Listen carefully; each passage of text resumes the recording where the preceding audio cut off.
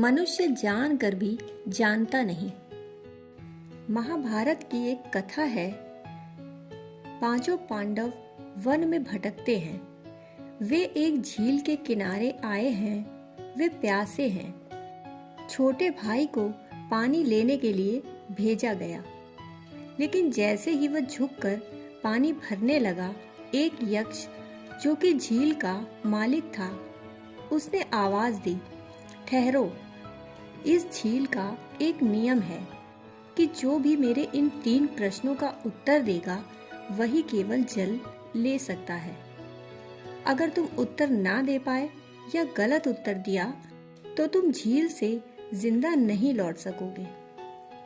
नकुल प्यासा था, सारे भाई भी प्यासे थे। उसने कहा, तुम प्रश्न करो, मैं जवाब देने को राजी हूँ। परंतु वह जवाब ना दे पाया। वहीं गिर पड़ा मूर्छित होकर। दूसरा भाई आया, वह भी जवाब नहीं दे पाया। तीसरा भाई आया, वह भी जवाब ना दे पाया।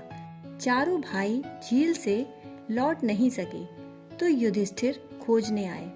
चारों की लाशें झील के किनारे पर पड़ी हैं। युधिष्ठिर हैरान हुए कि क्या हुआ। वह जैसे ही पानी पीने को झुके, आवाज आई, ठहरो। जो तुम्हारे भाइयों के साथ हुआ है वही तुम्हारे साथ भी हो जाएगा। यह एक चुनौती है। 3 सवाल हैं, जवाब दे दो और पानी पी लो। क्योंकि इन 3 सवालों के जवाब जब मुझे मिल जाएंगे तब मैं यक्ष की योनि से मुक्त हो जाऊंगा। यह मेरे लिए अभिशाप है। मैं जवाब खोज रहा हूँ। जब तक मुझे जवाब न मिलेगा मैं पानी पीने न दूंगा। पानी पिया तो मरे। जवाब दिए बिना भागने की कोशिश की तो भी मरोगे। जवाब तो चाहिए ही। जवाब गलत हुए तो भी मरोगे। युधिष्ठिर ने कहा, तुम प्रश्न करो। यक्ष ने अपना पहला सवाल पूछा, जो सबसे महत्वपूर्ण है। मनुष्य के जीवन में सबसे महत्वपूर्ण बात तुम्हें क्या अनुभव हुई? युधिष्ठिर ने कहा, मनुष्य जानकर भी जानता नहीं, सीख कर भी सीखता नहीं, मनुष्य सीखता ही नहीं। यक्ष ने स्वीकार कर लिया कि यह मनुष्य के जीवन की सबसे अनूठी घटना है। कितना ही अनुभव हो, अनुभव का सार नवनीत इकट्ठा ही नहीं होता। कितनी बार ही हमने सपना देखा, फिर भी हम धोखा खाएंगे। आज रात हम फिर सपना देखेंगे तो झूठ सच मालूम होने लगता है। जिसको झूठ सच मालूम होता हो, क्या हजारों बार जानकर भी उसके होश को होश कहेंगे? वह प्रगाढ़ रूप से बेहोश है। सपना बेहोशी का लक्षण है। गहनतम बेहोशी का लक्षण है।